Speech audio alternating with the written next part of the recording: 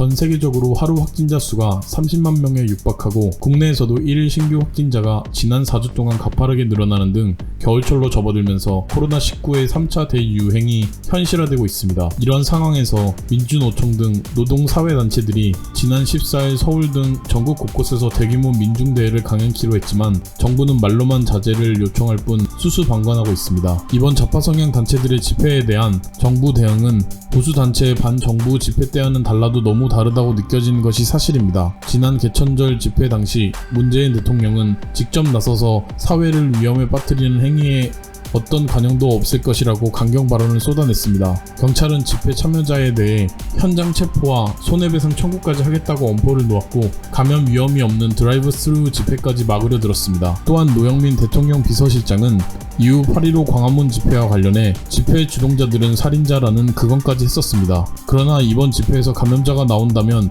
같은 말을 할 수 있을지 의문입니다. 실제로도 정부와 경찰은 개천절과 한글날 당시 서울 광화문 광장에 경찰 버스 300대를 이어붙인 총 연장 4km짜리 일명 제인산성을 세워 도로와 인도를 갈라놓았습니다. 경찰 1만여 명이 곳곳에서 불시인 검문을 한다며 일반 시민들의 통행까지 막으면서 근처 상인들이 수백만 원어치 음식 재료를 내다 버리는 일까지 벌어졌으며 광화문 인근 지하철역 4곳은 무정차 통과와 출입구 폐쇄까지 강행하였습니다.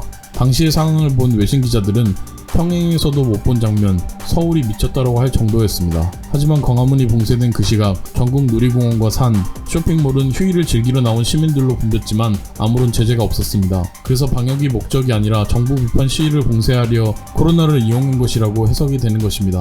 게다가 13일 코로나 확진자는 191명에 이르고 최근 며칠 연속 세 자릿수를 기록하고 있습니다. 개천절 직전인 10월 1일과 2일 77명, 63명에 비해 몇 곱절은 늘어난 상황입니다. 이처럼 최근 확진자 증가세로 인해 거리두기 단계 상향을 검토할 정도로 위급한 상황임에도 불구하고 집회 금지 행정명령이나 참가자 고발 조치, 구상권 청구 등의 소리는 어디에서도 들리지 않습니다. 정부에 이렇게 대놓고 국민의 생명과 안전을 위한 방역조차 진영 논리로 대응하고 있지만 그들은 아직도 K방역을 운운하고 있습니다. 사실 우리나라가 이만큼이라도 코로나 방역에 선방한 것은 의료진과 국민의 협조 덕입니다. 오히려 코로나가 확산됐을 때마다 정부의 원인 제공이 됐었던 측면이 다수 존재하지만 이 상황에서도 정부는 연초없이 제자랑만 하고 있습니다. 코로나 바이러스가 좌우를 가려가며 감염되는 걸까요? 정권 입맛에 따라 집회를 봉쇄하거나 방관하는 것은 전염병 대응에도 국민 신뢰를 얻는데도 모두 실패할 수밖에 없는 것입니다. 똑같이 사람이 모이는 집회인데 주체의 정치적 성향에 따라